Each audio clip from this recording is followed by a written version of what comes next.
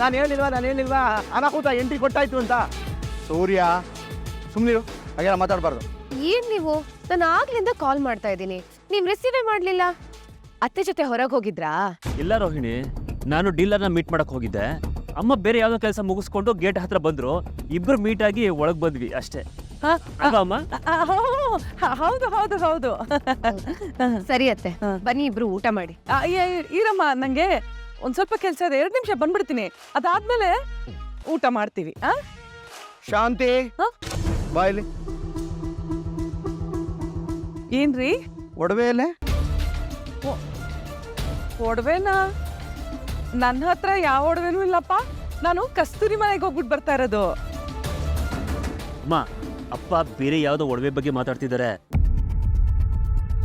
ಮೀನಾ ಅವಳ ಒಡವೆಗಳನ್ನ ನಿನ್ನ ಕೈಲಿ ಕೊಟ್ಟಿದ್ದಾಳಲ್ವಾ? ಹೌದು ಹೌದು, ಕೊಟ್ಟಿದ್ದಾಳೆ. ಅದು ಬೀರುವಲ್ಲೇ ಇದೆ ರೀ. ಅದನ್ನ ತಂದು ಮೀನನ ಕೈ ಕೊಡು.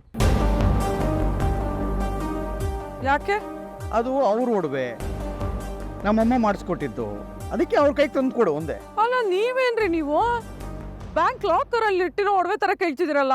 1 ನಿಮಿಷ ಇರಿ. ಅಷ್ಟೇನಾ? ಎಲ್ಲ ಖತಮ್ ಆಗೋಯ್ತಾ?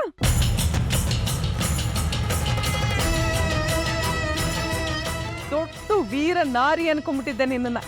ನೀನ್ ಮಾಡಿದ ಶಪಥ ಇವತ್ತಿಗೆ ಮುಗ್ದೋಯ್ತಾ? ಹಾ ಹೌದಲ್ವಾ ಅತ್ತೆ?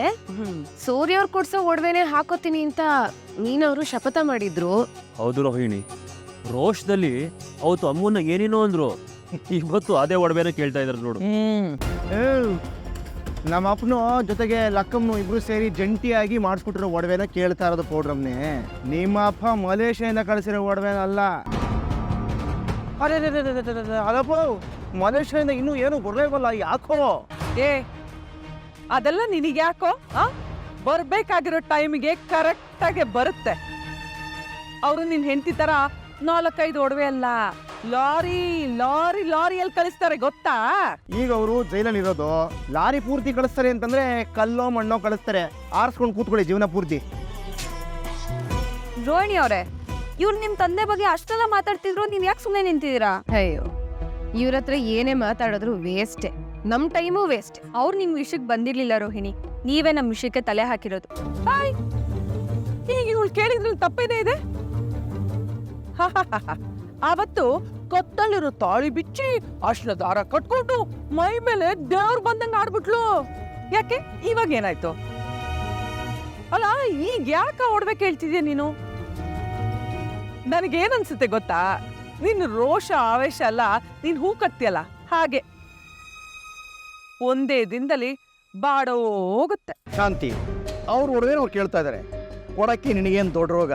ಅದು ಹೆಂಗಪ್ಪ ಕೊಡ್ತಾರೆ? ಏನೋ ದೊಡ್ಡದಾಗಿ ಎಲ್ರ ಮುಂದೆ ಚಾಲೆಂಜ್ ಮಾಡಿದ್ರು, ಇವಾಗ ಮಾತ್ರ ಒಡವೆನ ಕೊಟ್ಬಿಡ್ಬೇಕಾ? ಡಂಕಣಕ, ನೀನು ಎತ್ಕೊಂಡು ಓಡಾಗಿದೆಯಲ್ಲ ದುಡ್ಡು, ಅದನ್ನ 6 ತಿಂಗಳಲ್ಲಿ ಕೊಟ್ಬಿಡ್ತೀನಿ ಅಂತ ಅಂದ್ಬಿಟ್ಟು ಸಕ್ಕರೆ ತಲೆ ಮೇಲೆ ಆಣೆ ಮಾಡಿ ಹೇಳಿದ್ದೆ. ಅದ್ರಲ್ಲಿ ಒಂದೇ ₹1 ಕೂಡ ಕೈ ಸೇರಿಲ್ವಲ್ಲ. ಅದಕ್ಕೆ ಅನ್ಸುತ್ತೆ ಪಾಪ ನಮ್ಮ ಸಕ್ಕರೆಗೆ ಆವಾಗ ಹೋಟೆಲ್ ಗ್ಯಾಸ್ ತುಂಬ್ಕೊಳ್ಳೋದು, ಕತ್ತುಳುಕ್ಬಿಡೋದು, ಹಿಂಗೆ ಕೈ ಟ್ವಿಸ್ಟ್ ಆಗ್ಬಿಡೋದು, ಹಿಂಗೆ ಹಂಗೆಲ್ಲ ಆಗ್ತಾ ಇರುತ್ತೆ ಅಲ್ವಾ? ಆಸೆ ಆಸೆ ಆಸೆ